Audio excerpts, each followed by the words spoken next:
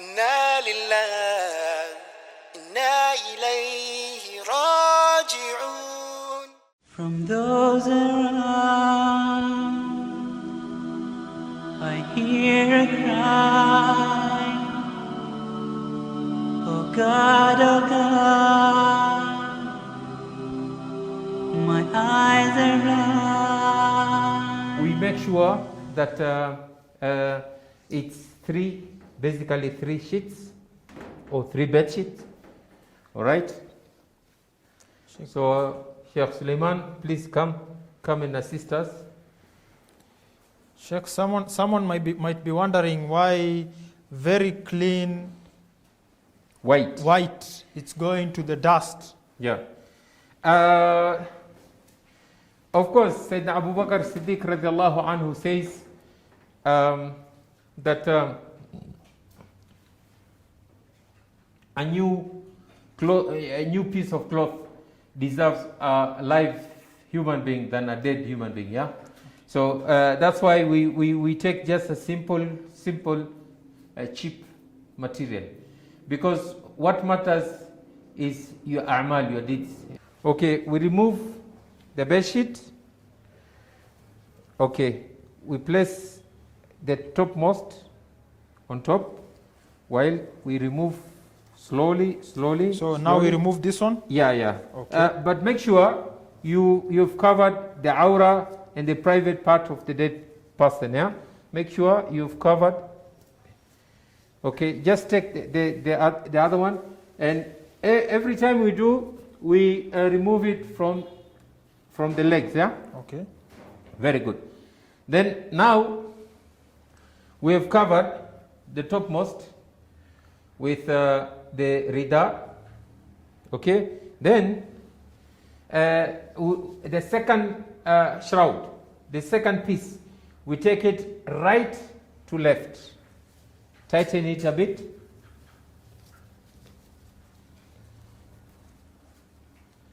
Tighten it a bit. Sheikh, how long does it take for someone to learn this practice? It depends, it's case by case, but just once, twice, thrice, you do it practically, you get it. Okay. All right, and then left to right, the upper one, yeah? Secure it tightly. And now the third piece, you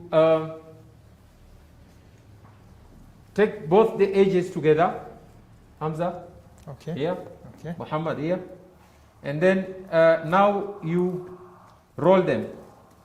Roll it together. So Just roll. the person is wrapped from head to toe. Yes. What about those people that want to view the body one last time before it is buried? Yeah. You can leave it open for the family members The see.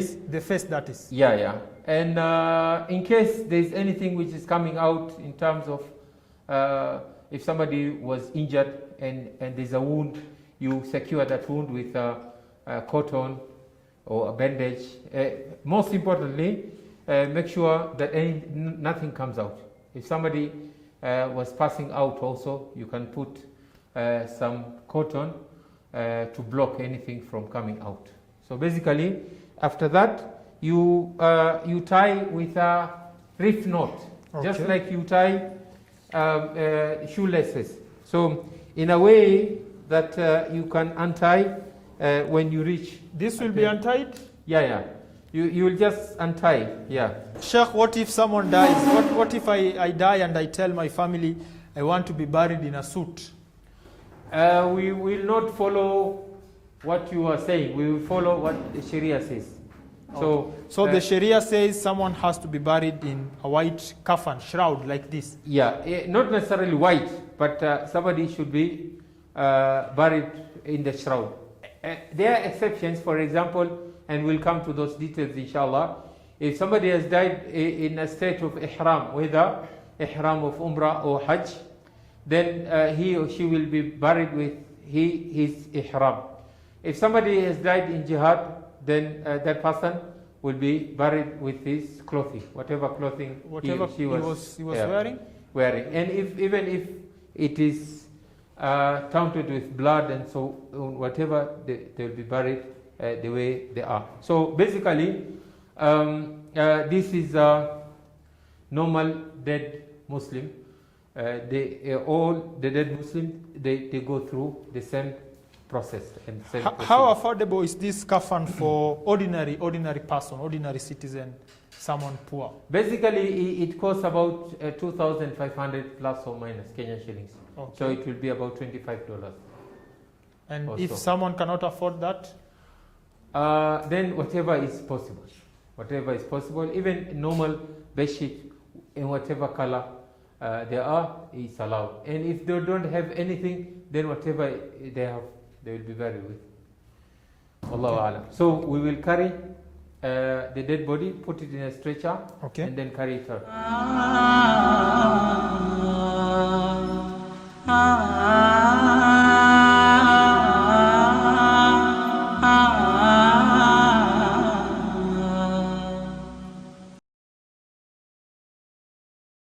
We are coming to the third phase, where we pray for the dead person. If the dead body is male, then the imam stands on the head side, and always the head of the dead body is on the right hand side, and the legs are on the left hand side. So for a male dead body, the imam stands on the head, and for a female, the imam stands in the middle of the body.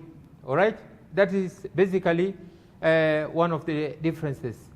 If there are more than one janaza made up of children, male, female, and so on and so forth, just like the normal prayers, after the imam, they are adult men, then the children, and then the ladies. So for janaza, it is the opposite. All right. So instead of starting with, it starts with male, children, ladies. So it will be ladies, children, and then men. All right. So since the dead body is a male, the imam will start or will stand on the head side of the dead body, and Salat al-Janaza has 4 takbirat. The first, after the first takbirat, the takbirat al-ihram, everybody will recite Surah al-Fatiha. Alhamdulillah Rabbil Alameen, Ar-Rahman Ar-Rahim, Maliki Yawmiddin, Iyaka na'budu wa Iyaka nasta'in, up to the end. And then the second takbir, and nobody,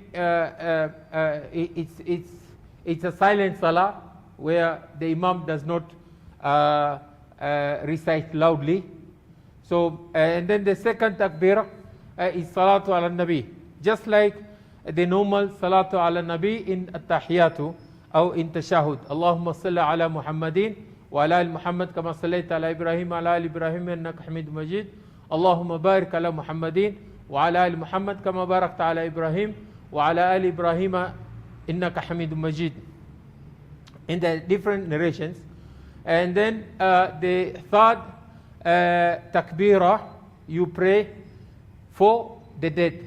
And there are a number of dua which were narrated by the Prophet sallallahu alaihi wasallam on that. Allahumma ighfir li hayyina wa mayyitina wa hadirina wa ghaibina wa kabirina saghirina wa dhakarina wa unthana. Or if the dead person is a male, then you say Allahumma ighfir lahu warhamhu wa afihi wa'fu. If it's a female, Allahumma ighfir laha warhamha. If there are many, then Allahumma ighfir lahum warhamhu, and so on and so forth.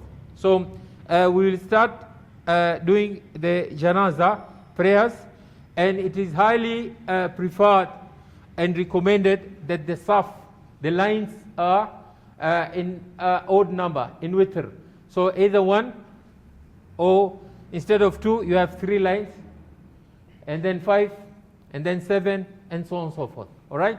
So in that different narrations, you can either raise your hands in both in all the takbirah, or the other ulama, they say you raise your hand only in the first takbirat al-ihram, and then the rest you just say Allahu Akbar without raising the hands.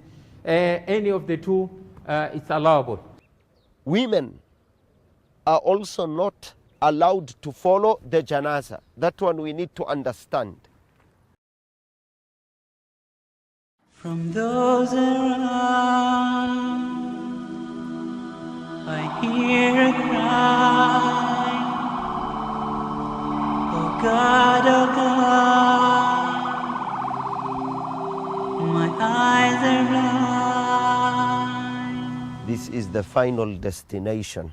So, dear brothers and sisters in Iman, how do we dig our grave? Rasul sallallahu alayhi wasallam taught the Sahabas in the Battle of Uhud. He said, "Ahfiruhu." He said, the Rasul sallallahu alayhi wasallam telling the Sahabas how to dig the grave, "Ahfiruhu wa a'miquhu wa ahsinuhu." That we need to dig our graves deep and we need to do it good or well or perfectly. So we do not do shambolic work. So the grave is dug straight, a ditch going down, and it needs to be deep. So it depends on our norms. How deep is deep according to our norms? For some people 6 feet, 7 feet, 10 feet, and whatever. أعمقوه, make it deep. That is what the Prophet ﷺ said. And then he said, وَأَحْسِنُوهُ, and make it nice, make it good. Your work needs to be neat. Those around, I hear a cry, oh God,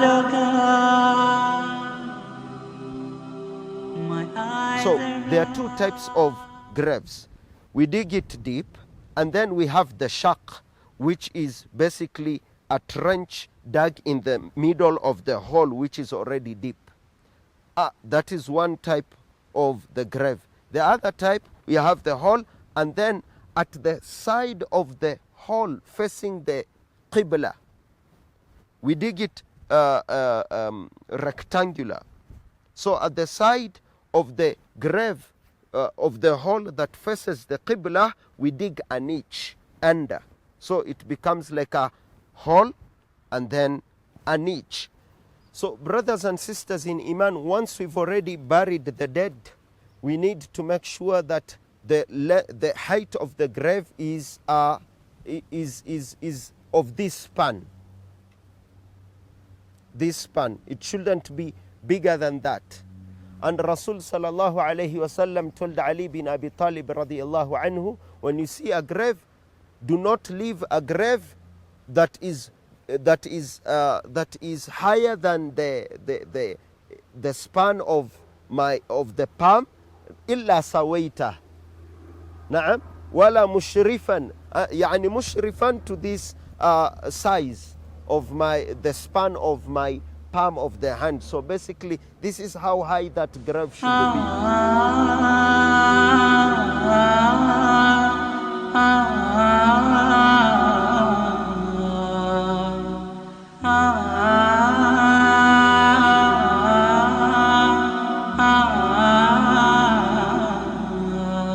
You see people putting gypsum on the grave, building gypsum or cementing around the grave. Rasul sallallahu alayhi wasallam categorically prohibited that. La tujassisul qubur. Naam. You see people writing names on the grave. Rasul sallallahu alayhi wasallam prohibited that categorically. It's very clear. Wala taktubu alayhi.